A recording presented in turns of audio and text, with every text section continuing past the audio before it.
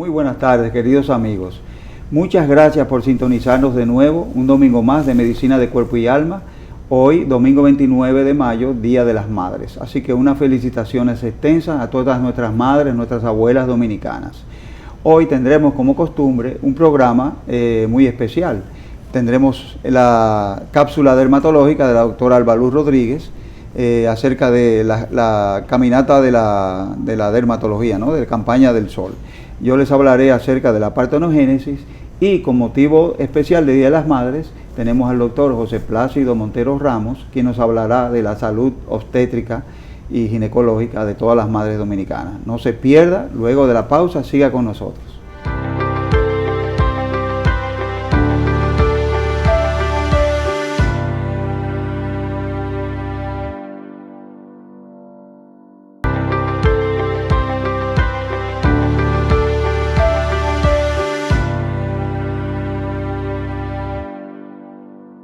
Estamos aquí en Medicina de Cuerpo y Alma y vamos a recordar realmente la actividad que tenemos en la Sociedad Dominicana de Dermatología.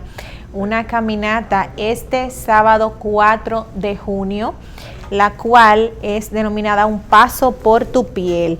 Señores, esta caminata es en el Jardín Botánico a beneficio de la Fundación La Merced contra el trabajo infantil y estamos recaudando fondos para esta institución, por lo que deben de adquirir sus boletas y pueden pues ubicar las boletas vía comunicándose con la Sociedad Dominicana de Dermatología en las redes sociales. Tenemos Instagram, pueden escribirnos al DM para la adquisición de su boleta y participar con nosotros en este maratón el 4 de junio en el Jardín Botánico. Tenemos una caminata de 2.5K y otra de 5 kilómetros.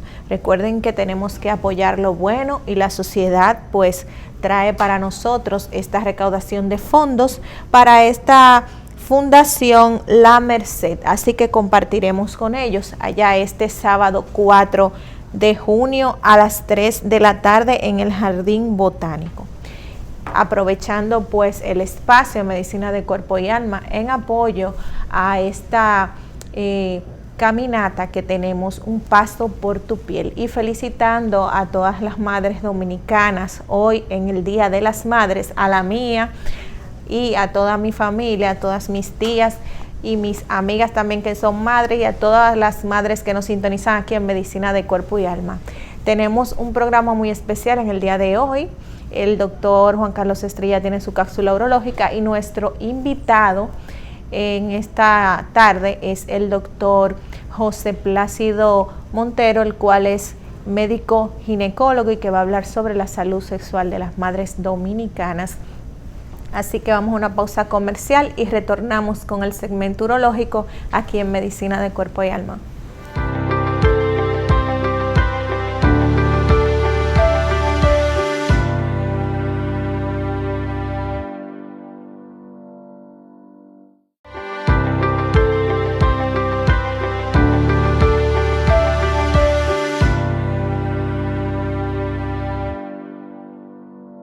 Buenas tardes. Siguiendo con el programa, hoy vamos a hablar sobre la partenogénesis.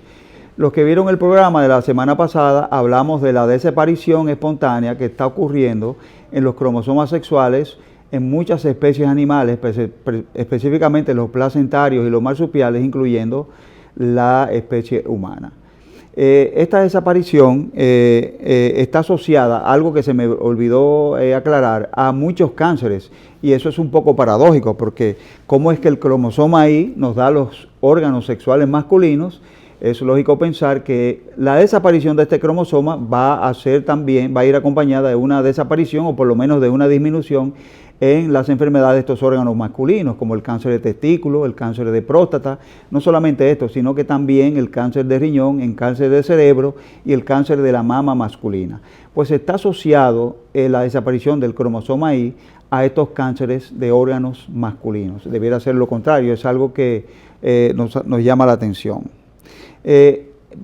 Pensando también en la desaparición de estos cromosomas sexuales y sin que eso afecte la aparición de especies nuevas de descendencia en las especies que han ido perdiendo este cromosoma Y, también pensamos en otro mecanismo que sirve para mantener la especie y que también es muy raro, que se llama la partenogénesis, que es la capacidad de las hembras de alguna especie de reproducirse a sí mismas, produciendo otras especies hembras. Y esto se ha ido viendo en especies que no existían. Lo clásico era que esto pasara en las abejas. Ustedes saben que las abejas tienen una organización biológico-social muy acentuada, y ese ejemplo de interacción de grupo y de grupos sociales, aunque nada más hay 3 clases, que son la obrera, el zángano y la reina.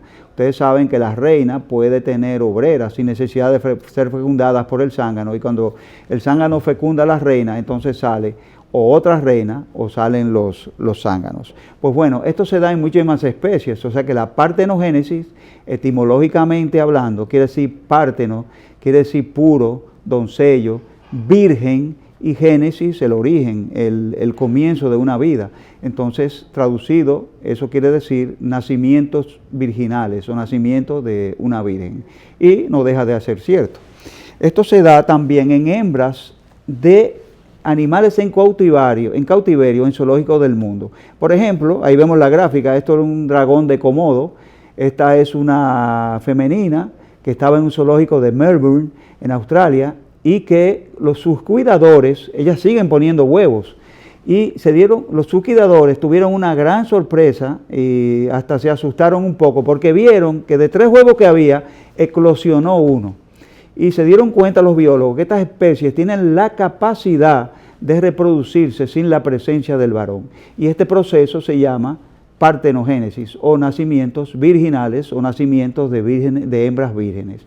Esto se ve en otras especies, ratones, reptiles, peces, los famosos caballitos de mar, los hipocampos, las salamandras, en los tiburones martillo y los tiburones sierra, aquellos que tienen un hocico en forma de T, los tiburones que tienen una prolongación que parece una espada, y en esas especies tienen la capacidad de reproducirse por partenogénesis. Y eso es un intento de naturaleza de seguir reproduciendo la especie a pesar de la falta del macho.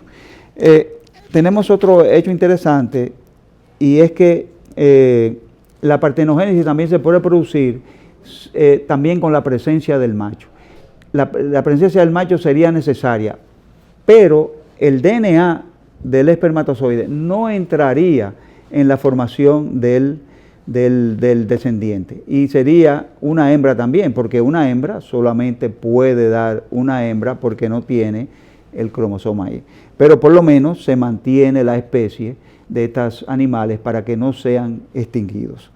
En la especie humana hay lo que se llama una partenogénesis incompleta, en los casos de teratoma maduro, o sea, un tumor benigno del ovario, donde se forma algo parecido a un niño. Es una especie de quimera y tiene los 3 tejidos, tanto el mesodermo, el endodermo y el ectodermo. Este teratoma puede tener hasta una nariz, puede tener una oreja, puede tener un diente, puede tener pelo, puede tener uñas, puede tener un pequeño tejido de miocardio.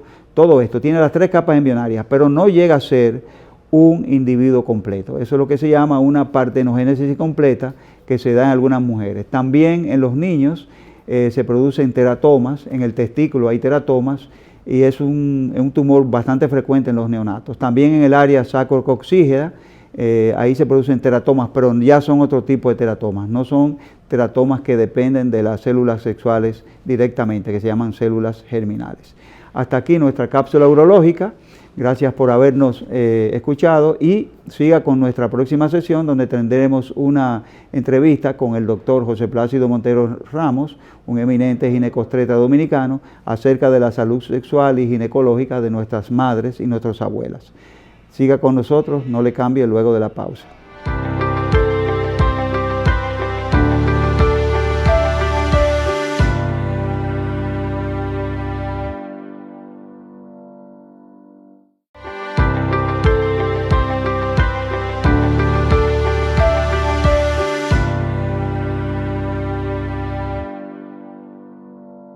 Buenas tardes. Y prosiguiendo con el contenido de nuestro programa, tal como habíamos prometido, tenemos la presencia de un eminente ginecobstetra dominicano, de los pilares de la ginecobstetricia dominicana, quien es el doctor José Plácido Montero Ramos, quien nos privilegia con su presencia, y le damos las gracias por haber venido y accedido a nuestra invitación.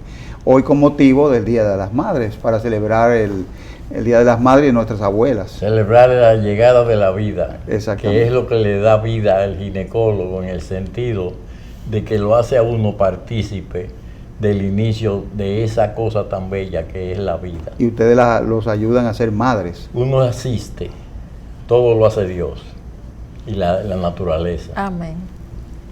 Así es. Pero uno asiste, indudablemente, y uno es partícipe de ese fenómeno tan grande que es el inicio de la vida, que todavía, señores, no se ha podido determinar claramente. Y por eso tú ves que hay muchas discusiones y situaciones, tanto legales, nacionales e internacionales, sobre cuándo inicia la vida, cuándo es un aborto, cuándo no es un aborto. Sí, sí, sí. Bueno, porque ¿dónde inicia la vida? ¿En el embrión? Voy a los 3 meses, a los 2 meses. Sí, pero el embrión solo, tú coges un embrión y lo tiras en una mesa y lo pones en cualquier sitio, y el embrión no se desarrolla, el embrión necesita de la madre. O sea, el embrión se forma cuando se une el espermatozoide con el huevo. Ahí está formado el embrión médicamente hablando y de la forma terminológica del término embrión. Pero ese embrión tiene que implantarse en el útero, pasar de nuevo. El espermatozoide que llegó al ovario y fecundizó el huevo maduro que se desarrolló en ese ciclo menstrual de la paciente, tiene que regresar y desarrollándose y creciendo ya por la trompa de Falopio hacia el útero e implantarse. Entonces, ¿dónde empieza la vida? Cuando se forma el embrión, pero el embrión solo no tiene vida. Necesita de llegar a un útero, a una matriz, a un endometrio para desarrollarse. Y entonces es cuando se pega y se une al endometrio y a la cavidad uterina cuando empieza la vida, o no.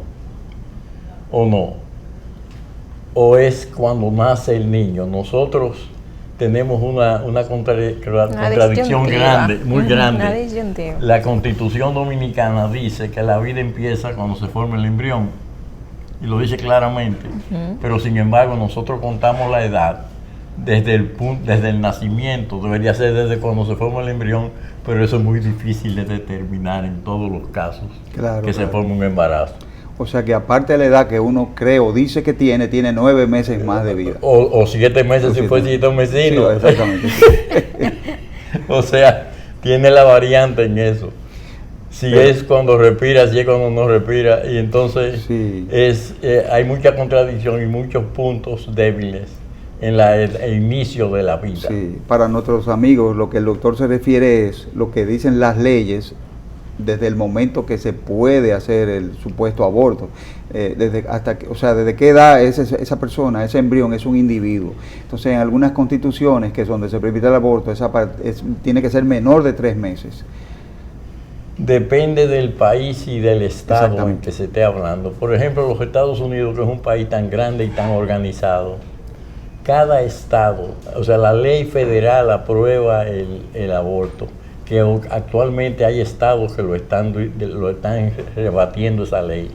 Pero cuando se aprobó la ley del estado federalmente, cada estado creó su sistema legal para permitirlo.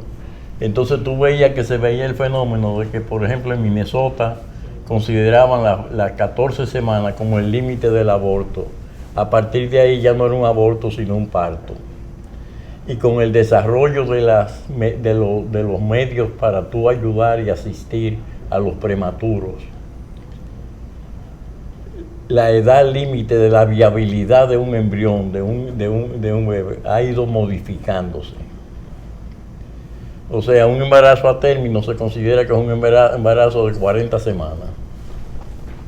Que son 9 meses, lo que la gente cuenta, que también eso lo contamos mal, porque es que tenemos una serie de interrogantes, y por eso yo siempre he dicho que esa determinación del inicio de vida, esa determinación de legalización y prohibición de aborto, es un tema que va a ser discutido por siglos, y nunca estaremos satisfechos con los resultados que se obtengan.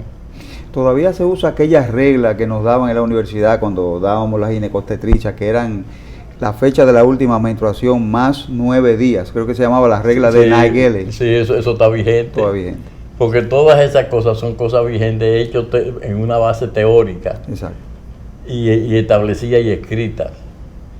Pero en realidad, cada embarazo inicia con, nosotros lo contamos y lo asistimos, con el inicio de la vida, con el grito del bebé. Exactamente. Cuando el bebé nace, que es el grito más agradable que un ginecólogo puede percibir cuando está asistiendo a un parto. Claro. Es una vitamina, es una satisfacción que le da a uno cuando tiene en su mano el bebé, el niño, y ese niño grita para llenar sus pulmones de aire, porque no respira. Hay muchas personas que no entienden que el bebé, mientras se encuentra en el vientre de la madre, es un pececito. Uh-huh. Está dentro de la bolsa de las aguas, como se llaman, la membrana amniótica, que forma como un saco, una funda, y lleno de agua, del líquido amniótico. Al nacer y salir del vientre de la madre, ese ambiente líquido en que vivía como un pececito nadando, cambia. Nadando, moviéndose, cambia completamente. Ya él empieza a pasar trabajo, por eso grita. Necesita hacer un esfuerzo. Cuando estaba pendiente de su alimentación a través del cordón umbilical, no tenía problema, la sangre le llegaba automáticamente.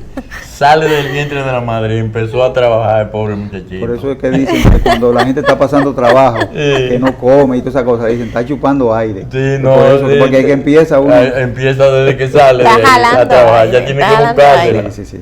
Si quiere chupar, que le den la teta, grita. Sí. Y va aprendiendo a tropezones lo que es la vida para prepararse en la vida de adulto, que no es nada fácil. Doctor, ¿y qué es más confiable para ustedes? ¿La fecha de la última menstruación o la sonografía? La fecha de la última menstruación es lo más importante. Es más confiable. Pero es también el que más difícil da, porque ustedes nunca saben cuándo fue la última. Es verdad. La mayoría de ustedes. No nos acordamos. Pero es lo más no es exacto, porque hay días y periodos, y desde el momento en que se une depende de los principios que tú tengas para contar la duración del embarazo en esos días. Es cuando se junta con el espermatozoide con el embrión que se forma la oída, y a partir de ahí yo tengo que contar. Pero clínicamente, como tú me estás preguntando, ¿qué es lo más importante? La sonografía, para yo decir el tiempo de un embarazo, no es fiable. Porque hay bebés gorditos y grandes desde que están en el vientre de la madre, y el sonografista, va a determinar o calcular con reglas que nosotros hemos establecido, midiéndole el tamaño del diámetro biparietal, midiéndole el tamaño de los huesos de las extremidades, del tórax, los movimientos torácicos, y una serie de indicadores de madurez en el bebé. Y en base a eso, la computadora te va a tirar una fecha. Pero lo clínicamente hablando, desde el momento de la última regla, es lo más seguro. Sí. Y eso uno lo que hace es, para evaluar la viabilidad de un niño, es que lo compara uno con otro. O sea, la sonografía ha sido un avance tremendo en la atención de la madre y en la seguridad de tener un niño saludable y a término.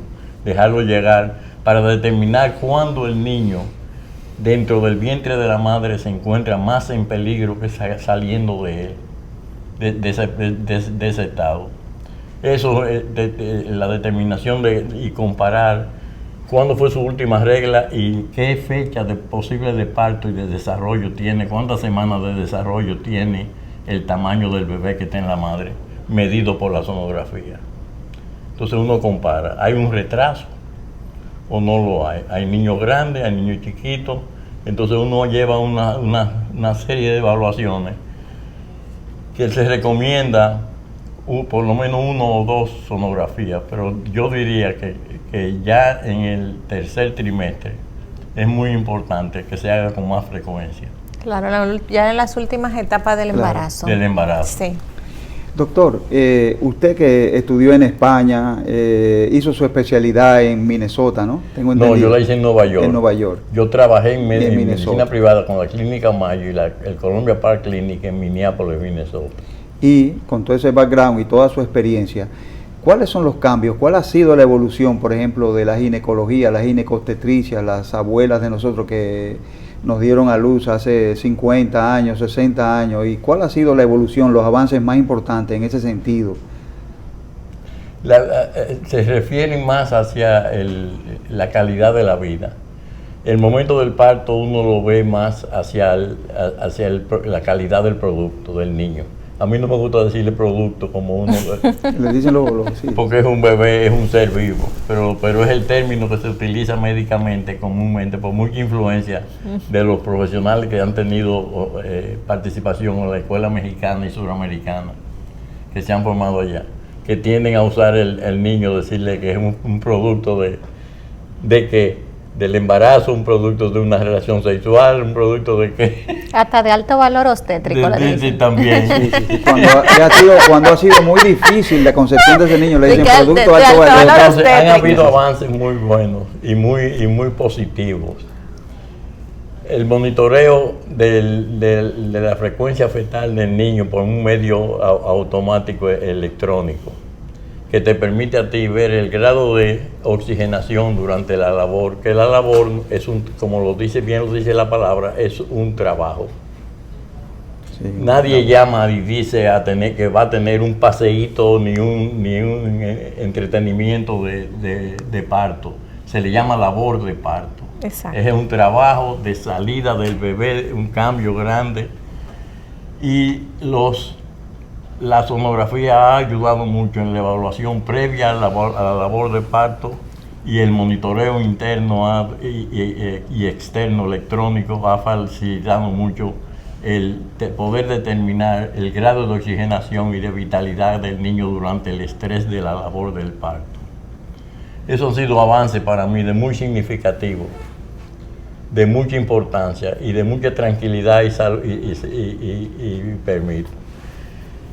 Nosotros tenemos un gran índice de mortalidad materna e infantil en nuestro país, porque sabemos hacer las cosas, sabemos cómo se hacen, pero muchas veces la carencia de ciertos equipos o de la experiencia del que está sintiendo el parto en la utilización e interpretación de algunos equipos y algunos métodos de vigilancia que nos hacen que tengamos una mortalidad elevada, que no se ha modificado en los últimos 20 años. Y tenemos, al contrario, yo diría que se ha empeorado el grado de mortalidad, tanto materna como neonatal. Y de parte del niño, ha sido muy importante últimamente los surfactantes para ser utilizados en niños prematuros, sí, que no están verdaderamente preparados para salir del vientre de la madre, para ayudar a madurar los pulmones y que esos pulmones puedan hacer un intercambio de oxígeno adecuado en los primeros días de vida de un bebé prematuro. Y que no muera. Y que no muera, y que ese niño y que nazca y crezca sin ninguna secuela ni ningún retraso, sino que sea un niño normal en su vida. Yo digo que el resultado del ginecólogo, de un buen parto, de un parto bien atendido, se ve cuando el niño entra a la universidad. Todavía en el bachillerato no se nota tanto como ya cuando entra a la universidad. Ahí es que tú ves ciertas manifestaciones que pueden ser causadas por un parto mal atendido, un descuido durante una labor de parto, o un accidente que ocurra durante la labor de parto. Sí. Las causas principales de mortalidad materna, y es bueno que todo el mundo sepa, no han cambiado en los últimos años, ni aquí ni fuera de aquí. Infecciones han mejorado con el desarrollo de medidas preventivas y de antibióticos adecuados. La pérdida de las hemorragias, que no se ha hecho mucho para tener un abastecimiento disponible en todos los centros que se atienden partos disponible para una hemorragia o una atonía uterina. Y la hipertensión por la eclampsia.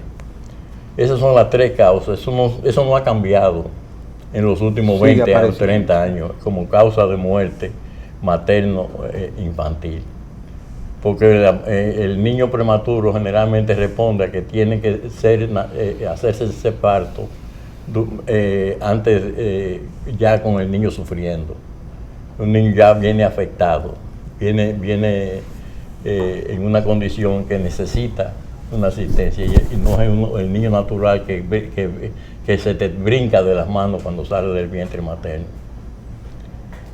O sea que son cosas que hay que dirigirse y seriamente enfrentarlas y buscar la forma. Yo soy muy inquieto con el sentido de las hemorragias y la pérdida de sangre, la disponibilidad de sangre, porque me tengo que ver enfrentado, y los ginecólogos que atendemos embarazadas lo sabemos. El parto no tiene hora, ni tiene día.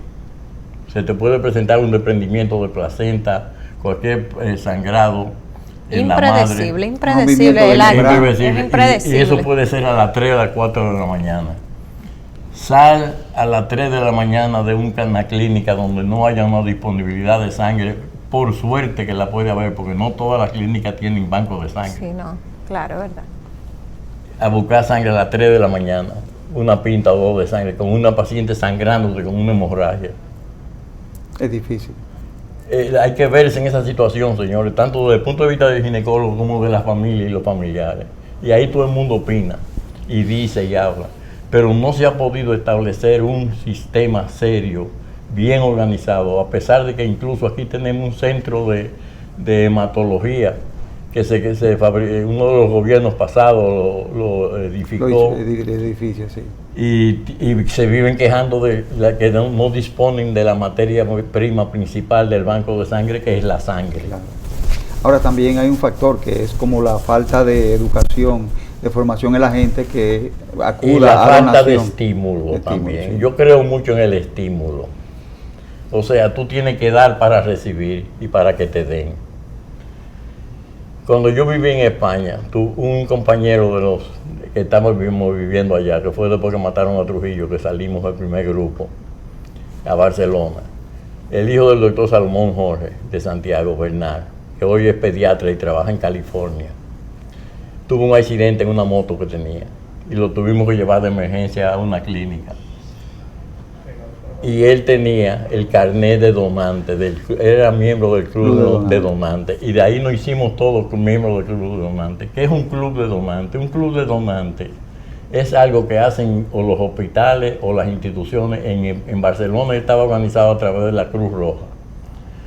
Yo me hacía voluntario y donaba sangre en el banco de la Cruz Roja y me obligaba, al ser miembro del club, a donar por lo menos una pinta de sangre al año. Y tenía que hacerlo para la fecha de mi cumpleaños, porque tú no sabes cuándo tú vas a necesitar la sangre y debe haber sangre. La sangre es un producto que se descompone, que se daña, que nada más dura un tiempo límite. Si yo hago un operativo de donación de sangre, yo consigo una cantidad de donantes, 50 unidades de sangre en 2 días. Pero ya a los 190 días, ya esa sangre no me sirve. Se daña. No es como una penicilina, dura 3, 4 años. Yo necesito un abastecimiento permanente que me garantice a mí la disponibilidad de la sangre para el paciente que lo necesite, de una forma constante y a toda hora. ¿Cómo lo hago? En vez de encontrar, nadie nace todos los días el mismo día. Todos tenemos diferentes días de nacimiento. Estás repartido en el año entero. Tú estás repartido en el año entero. Yo me hago socio del club de donantes de la Cruz Roja. Me dan mi carnet. Con ese carnet, en cualquier momento que yo tenga en España y algunos países que están asociados fuera, que no son España, pero que están asociados a ese sistema, yo voy y presento en el hospital esa tarjeta, y si necesito sangre, ellos están obligados por el contrato de firma de donación a abastecerme a mí de toda la sangre que yo necesite. Y si es un pariente mío cercano, tal como si fuera mi padre o que dependa de mí, o mis hijos que dependan de mí, también se la proveen. Y mi obligación es la de donar una pinta de sangre para el día de mi cumpleaños. Y así siempre va a haber un depósito más o menos asequible de acuerdo al estímulo de que socios participen en el programa. Bueno, es una excelente idea que, por ejemplo, el Estado, las aseguradoras del Estado, la SENASA o las GRS privadas tomen una iniciativa para hacer un club de donantes que les conviene a ellos también. Y yo diría que depende más del centro ese de abastecimiento que se supone que va a estar, que va a poder suplir toda la sangre del país, pero no han podido estimular la donación. Incluso el presidente Luis Abinader hace poco fue como un ejemplo y donó una unidad de sangre. Y ese es un ejemplo encomiable, que está muy bien hecho, pero hay que establecer no esa voluntariedad de que yo me siento con deseo de donar sangre y lo haga, sino con un sistema organizado que me permita a mí como institución proveedora del Estado o del país de disponer de sangre para poder cumplir esa obligación, haciendo que la gente done. Y al mismo tiempo, al donar, se le hace como regalo los estudios de laboratorio rutinarios básicos. Claro. Y el paciente tiene ese beneficio. O sea, yo te doy, tú me das la sangre, pero yo te doy atención médica y te proveo tu sangre. Sí, claro. Bueno, algo a cambio de... Y tú tienes donde ir a las 3 de la mañana cuando te presenta la hemorragia en el pariente tuyo que depende de ti, con tu carnet, y también le van a proveer la sangre necesaria. Y esa es una forma de hacerlo. No digo que es la única forma, sino una forma. Es una de las formas, utilizando otras formas. Es una idea. Que ha funcionado en países europeos. Países más avanzados que nosotros y han disminuido la mortalidad por hemorragia enormemente. No la han eliminado, pero sí la han disminuido. Muy bien. Bueno, estamos aquí en Medicina de Cuerpo y Alma. Vamos a una pausa comercial y luego volvemos con nuestro programa.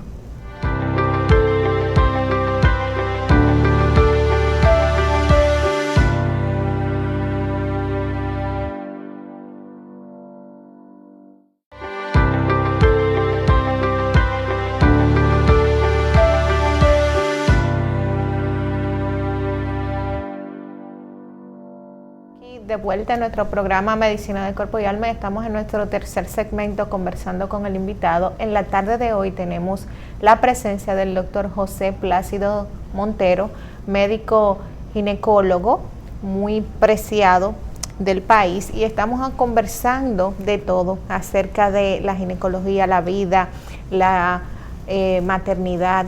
Y me gustaría preguntarle, aprovechando, doctor, el espacio, ¿cuál es su postura sobre la vacuna del papiloma humano? ¿Realmente usted en su práctica ha visto disminución de el cáncer cervicuterino por la vacuna? ¿Da resultado? Fíjate, cuando yo regresé al país después de mi especialización en los Estados Unidos y de haber trabajado allá en la práctica privada por más de 10 años, llego aquí, uno de mis profesores, muy amigo mío y medio pariente mío, el doctor Amiro Pérez Mera, era el ministro de Salud Pública, que fue el que hizo y creó el sistema de erradicación por medio de vacuna de la polio. En este país había mucha poliomielitis, muchas personas con lesiones de poliomielitis. Después de que Amiro pasó por el Ministerio de Salud Pública, eso se acabó, porque estamos todos inmunizados ya en el sistema de inmunización del que tiene el Estado, tanto para la gente pobre como para el rico. Y todos los pediatras utilizan los programas de inmunización que incluye el polio. El papiloma virus no se conocía como causante ni se reconocía del cáncer de cuello uterino. Pero sí se sabía que el cáncer de cuello uterino era un cáncer muy particular que no les daba a las vírgenes, que solamente se veía en personas, en muchachas que habían tenido relaciones sexuales. Y mientras más promiscuidad en su vida privada tenía, más compañeros de relaciones sexuales, tenían mayor riesgo de que le diera un cáncer de cuello uterino. Y eso se sabía. Cuando yo regreso al país, eso se sabía. No se había establecido la relación con la vacuna todavía. Pero se sabía que si tú hacías una campaña y un programa de detección de cáncer de cuello uterino mediante el Papa Nicolau, tomando una muestra del cuello uterino y haciendo una laminilla y un extendido y estudiándolo, podías detectarlo a tiempo. que antes de ser cáncer como tal, habían etapas en el desarrollo de la inflamación del cuello uterino que te llevaban y que estaban clasificadas displasia 1, displasia 2, displasia 3, que hoy los ginecólogos llamamos NIC 1, NIC 2 y NIC 3. Porque la terminología cambia, pero la situación es la misma. Y ya el NIC 3 es estamos hablando de carcinoma in situ. Sí.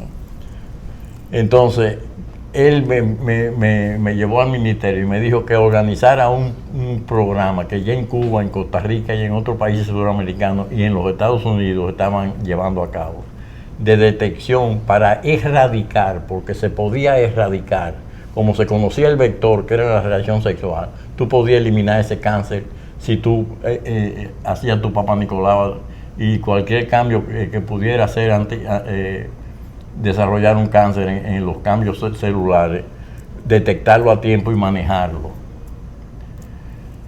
Entonces hicimos el trabajo y se hizo, pero vino un cambio de gobierno y se quedó en una gaveta, no se llevó a ejecutar nunca, porque los sistemas políticos, los cambios y las cosas influyen en la vida de nosotros. No, y quizás no son institucionales, son cosas personales. Personales del ministro, llegó otro ministro y ya hizo otra cosa. No hay una institucionalización de los programas. De los programas. Entonces, ¿qué pasa? Fíjate, en los Estados Unidos en ese tiempo, lo que hacían era que cualquier muchacha que llegara a un hospital, que se le preguntaba en la ingreso, en el historial de ingreso, si había regularmente, si se había hecho un Papá Nicolau en los últimos 12 meses o no.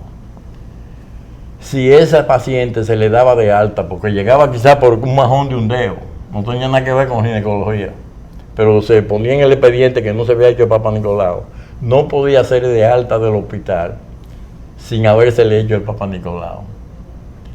Si tú aplicabas a un trabajo, o sea, te iban a preguntar si te había hecho el Papá Nicolau o no, y si para darte trabajo, si tú no te lo hacías, no captando a las pacientes, captándola por todos los lados. Por todos los lados. Eso se llama establecer un programa de detección, utilizando la determinación en ese sentido. Y se hacía.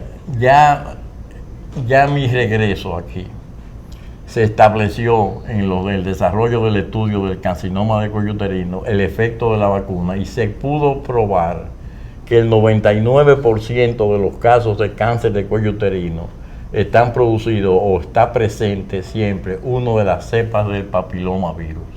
El papilomavirus tiene, ahora que están de moda hablar de cepa con el COVID y esa cosa, el papilomavirus, que la gente se alarma que una cepa nueva, que llegó otra cepa.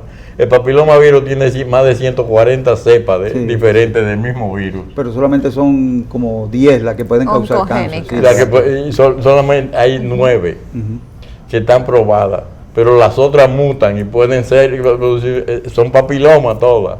Pero las que lo hacen con más frecuencia son las 18 y las 16, son esas dos las principales. Las mismas que causan cáncer de pene. Las mismas, porque es el hombre que lo transmite. De ahí iba yo a llegarte, que estamos juntos. O sea, la diferencia entre el varón y la hembra es que el pene se ve, el cuello uterino no se ve.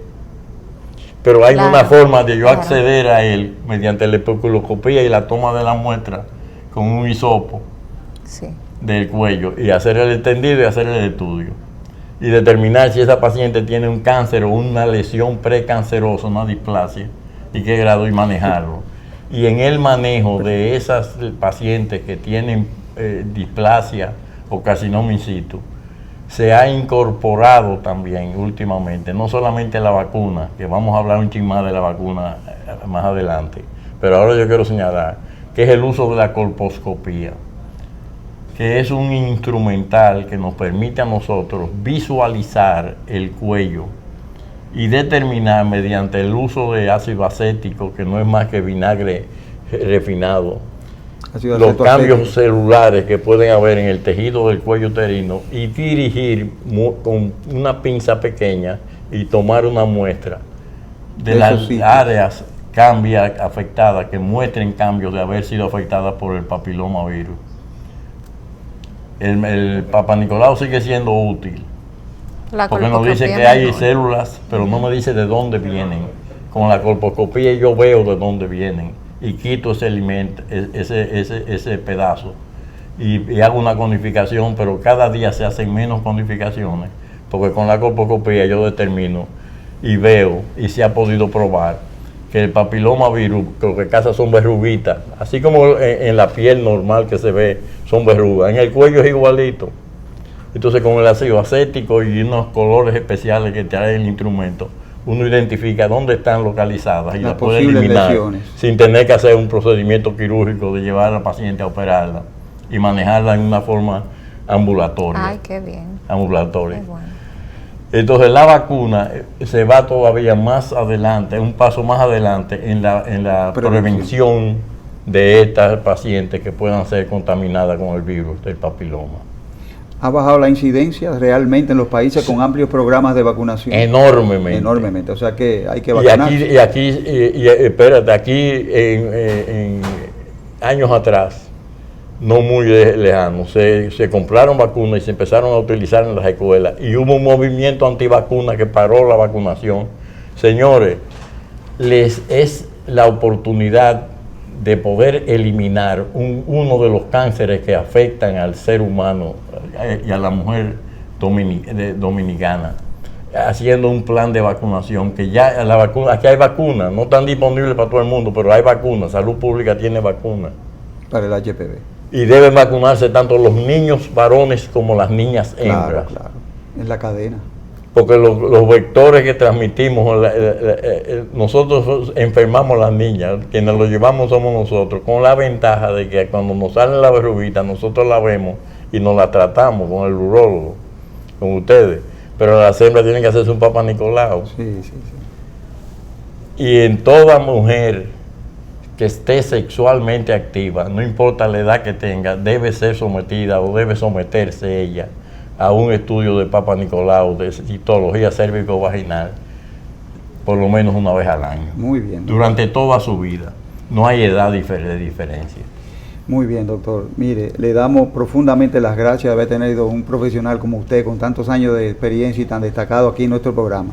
Y le retiramos una invitación entonces para el Día de los Padres. También. Sí, yo puedo hablar de los papás también.